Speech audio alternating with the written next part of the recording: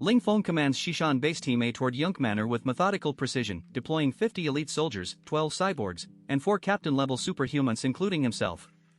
The force transports massive explosives via the base's only snowmobile, while Ling Feng dismisses Shen Hong's concerns about Zhang Yi's bullet resistance by asserting that superhuman abilities have limitations. 3 snipers take pre-calculated positions as white smoke grenades blanket the manor's surroundings, obscuring visibility to roughly 1 meter from the outer walls. Shen Hong and Yu Lang remain in Su family town per orders, with Ling Feng deferring decisions on the town's residents until after Zhang Yi is captured alive per Qin Xinyan's directive. Inside Yunk Manor's shelter, the upper floors stand emptied of movable possessions while bright fluorescent lighting banishes gloom from the underground levels. Zhang Yi sits in the basement living room reading Lu Yao's Ordinary World, the melancholy of ordinary days lost to ice and snow contrasting with humanity's resilient drive to survive.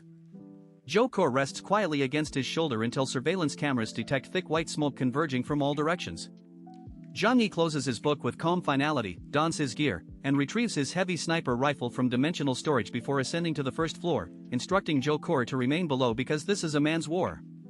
The smoke renders the exterior nearly opaque, confirming Zhang Yi's anticipation that the enemy fears his precision sniping. He predicts explosives will follow as the only genuine threat, yet expresses quiet confidence born from recent ability enhancements. Since absorbing Xia Huanuan's supernatural power, his dimensional gate has expanded significantly and gained the capacity to absorb explosion shockwaves, a capability he verified through grenade testing in the basement. This defensive breakthrough underpins his willingness to confront a militarized organization head-on, turning their overwhelming firepower into a manageable variable. Ling Feng's Team A opens the assault on Yunk Manor by blanketing the neighborhood in thick white smoke and incendiary grenades to blind Zhang Yi's sniping, then deploys demolition specialists who brutally clear his 50-plus perimeter mines using military-grade detonating cords that chain explode the entire trap network. Zhang Yi, reading Ordinary World on the first floor, activates maximum active noise cancellation and dons professional headphones to preserve his hearing against the anticipated 500 kilograms TNT blast, watching the enemy's hazy advance through the hacked neighborhood surveillance grid. He lets the outer defenses fall, recognizing the professionalism of the opposition, and prepares his true countermeasure, the enlarged dimensional gate capable of swallowing explosion shockwaves and, as it turns out, physical matter itself. The demolition team reaches the calculated weak point at the rear corner wall, stacks 500 kilograms of TNT, installs detonators, and withdraws to the nearby hill where Ling Feng and 3 captain-level superhumans, including the embedded Liang Yu, await the breach. Ling Feng presses the remote detonator with a confident smile, but seconds stretch into silence, no earth-shattering explosion follows. He presses again, then radios the demolition crew, who sprint back to the wall only to stare at empty ground where a mountain of explosives had been stacked. "Where's my explosives?" one soldier gasps, the team bewildered by the impossible disappearance. On the other side of the wall, Zhang Yi gazes at the 500 kilograms of TNT now floating harmlessly in his alternate dimension, musing that the enemy made it far too easy by delivering the ordnance directly to his doorstep. The first breach attempt is neutralized without a single shot fired, leaving Ling Feng dumbfounded on the hill, his walkie-talkie crackling with the demolition team's confused report that the explosives have simply ceased to exist. Ling Feng stood on the hill overlooking Yunk Manor, his face twisted with rage as the demolition team reported the impossible: 500 kilograms of TNT had simply ceased to exist. The detonator had been pressed, the circuit was live, yet there was no flash, no shockwave, no sound, only an empty patch of frozen ground where the charge had been stacked minutes earlier.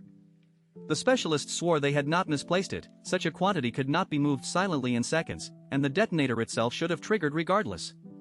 Ling Feng's mind raced, piecing together the earlier anomalies, the mines cleared too easily, the smokescreens that never blinded the defender, and a cold realization settled over him.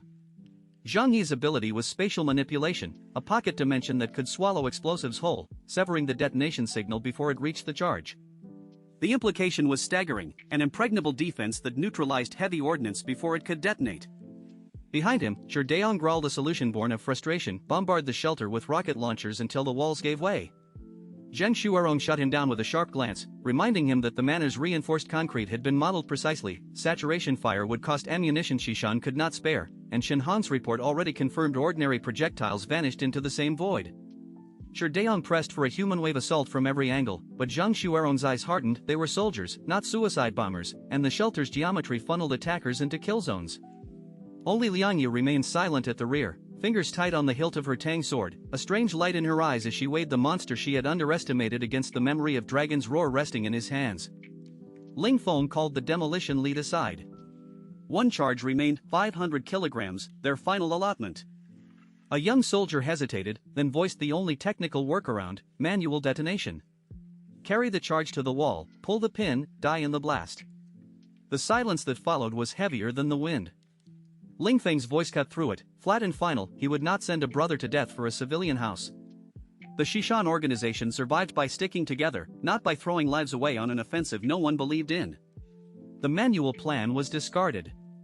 On the hill, the elite of Team A stood amid the smoke they had created, 50 men, 12 cyborgs, for captains, and a mountain of wasted explosives, staring at a silent villa that had just rewritten the rules of siege warfare.